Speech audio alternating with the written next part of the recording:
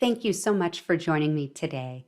I am going to be covering Project Management Institute's Stakeholder Engagement Assessment Matrix.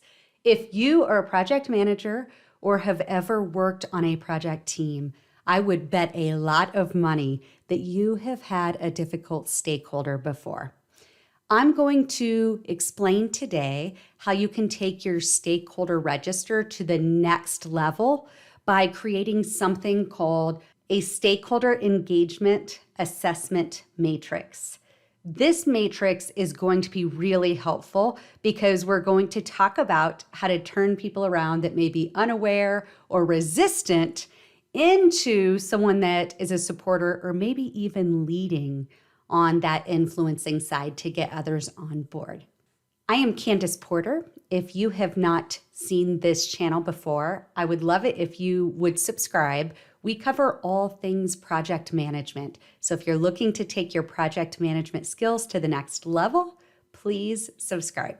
So in the initiation phase of a project, you generally go through and identify all of the stakeholders associated with your project. Generally, there are project stakeholders that are internal to your organization, external to your organization. You've got your project sponsor listed, project manager listed, and all of these key roles. This could be stakeholders that are listed by name. It could be entire teams or entire organizations. Well, let's say we've already gone through and identified all of the stakeholders. What we want to do now is come up with a plan to maximize engagement. We want to make sure that we are getting supporters of our project. This is a really important part of the change management aspect. We can deliver the best technical project on paper, but if we can't get people to support our project, it's going to be that much harder or even fail. When we're talking about a stakeholder engagement matrix, what we're really doing is turning our stakeholder register into something that's very visual and easy to understand. If you take a look at this, you will see that I have all of the stakeholder names down the left-hand side, and across the top, I have them in different categories. So the first category, unaware, the second category, resistant, the third category, neutral, the fourth category, supportive, and the fifth category, leading. What we want to know for each of the stakeholders is what is the current state? That is depicted with a C. For example, if you look at Ann H here, Ann H is currently unaware of our project. She has no knowledge of the project. However, the desired state, which is reflected with a D, we want her to be supportive. So let's go ahead and talk about what each of these categories mean. First, unaware. I mentioned this, but stakeholders in this category have low awareness or knowledge of the project or initiative. They typically are not involved and they don't have much interest at this time. Engaging with stakeholders in this category, it really involves raising awareness, providing information about the project, educating them on the benefits, the purpose, and the potential impacts. That is our unaware category. Next category, resistant. Stakeholders in the resistant category, they tend to have a negative or a skeptical attitude towards the project or initiative. So they're aware of it. However, they have concerns, objections, or even conflicting priorities or interests. What we need to do with stakeholders in this category is address their concerns. We want to clarify misunderstandings and really make sure that they understand that we're thinking about where they foresee negative impacts. The goal is to convert them. We want them to move out of the resistant category and into a category that is neutral, supportive, or in some cases, maybe even leading. Our neutral category means that stakeholders, they are aware of the project and they're neither supportive nor resistant.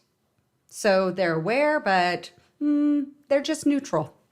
Engaging with this group of stakeholders means we want to keep them informed.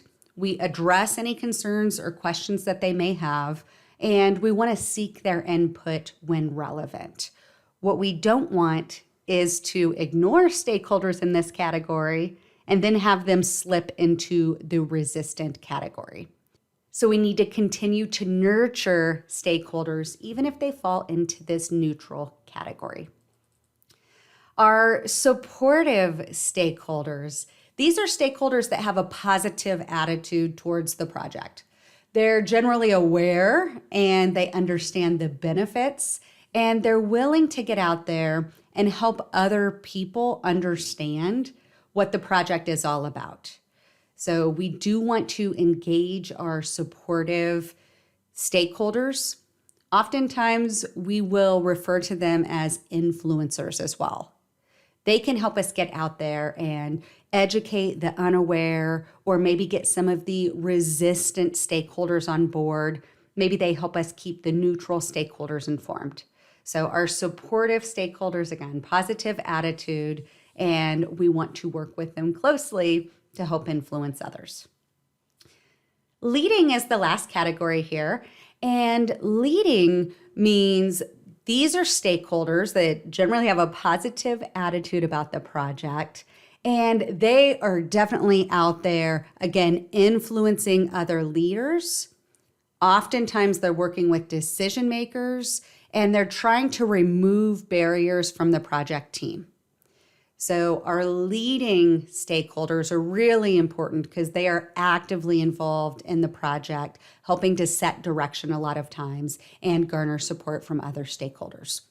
I would consider a project sponsor in this leading category. Now, once we have assessed our stakeholders and we know the current state, again, reflected with a C, so Anne is unaware, John B. is resistant, Sherry is currently supportive, and Lillian is currently supportive. We then make sure that we know where we want them. We generally want people to be supportive of our project. So you'll see for Anne, we need to get her from unaware into the desired state, John from resistant to a supportive state. Sherry, we want to get her into a leading role. So she's currently very supportive. Maybe it was decided that she should be stepping into a project sponsor or another key leadership role supporting that project. And then Lillian is right where we need her. She's currently supportive, and that's where we want to keep her. So again, we need to ensure that as any questions or concerns come up, that we're addressing them so that she doesn't slip back into that neutral or resistant category. What you can then do is build out your stakeholder engagement plan. So for each of the stakeholders that we've identified, and if you're thinking this could be a really long list, sometimes it is, and we need to account for getting people on board with the project because again, we can come up with the best project plan, and if people aren't supporting your project or participating in a way that you need them to, the project is most likely not going to be as successful as it could have been. I'm going to use Anne as an example here. Anne currently, again, she is unaware of the project. We need to get her supportive. And so we're going to develop a plan. Let's say in May, we're going to ask the project sponsor to meet with Anne for 30 minutes, bring her up to speed, introduce the project to her, and communicate the value. Definitely talk about some of the benefits of the project, and then ask for Anne for support. It's okay to ask people directly if they will support your project. That also goes along with making sure that you're answering their questions. Once the project sponsor reports back and has answered Anne's questions and she's committed to being supportive, then in June, July, and August, we're going to set up 15-minute touch points between Anne and the project manager to make sure that we're keeping her up to speed on any new project updates. We're discussing risk with Anne. And if we need to increase the frequency of the meetings based on Anne's desire, we can absolutely make that happen. If the project sponsor maybe meets with Anne in May and she is strongly opposed to the project, she's caught off guard, she had no idea, then we may need to go back and reevaluate this plan. So this is a living, breathing plan to try to keep our stakeholders moving into or remaining in the supportive category. If Anne says, I'm absolutely not supportive of this, we would need to update our stakeholder engagement matrix to show that Anne is now resistant, and we may need to invest some more time and develop a plan to get her past that resistance and into the supportive role. If you're interested in learning more about the Stakeholder Engagement Assessment Matrix, I highly encourage you take a look at the Process Groups, a Practice Guide from Project Management Institute. There's a lot more information on page 300 of this guide. If you've not reviewed this guide in the past, it's really solid. It was released shortly after the 7th edition of the Project Management Body of Knowledge, the PMBOK, and it has a lot more details focused on executing projects and some of the nuts and bolts. So a great reference for project managers, project team members. Highly encourage you to take a look. Again, I am Kandis Porter. Thank you so much for tuning in to learn about getting your stakeholders in a supportive role with your project. Take the time to properly assess your stakeholders, to log them, and then really develop a plan to get them on board. I promise it will go a lot smoother if you do this early on in your project versus waiting until you have large groups of resistant stakeholders that you then need to get into that supportive state. If you haven't subscribed to the channel, please do. I hope you have a great rest of your day.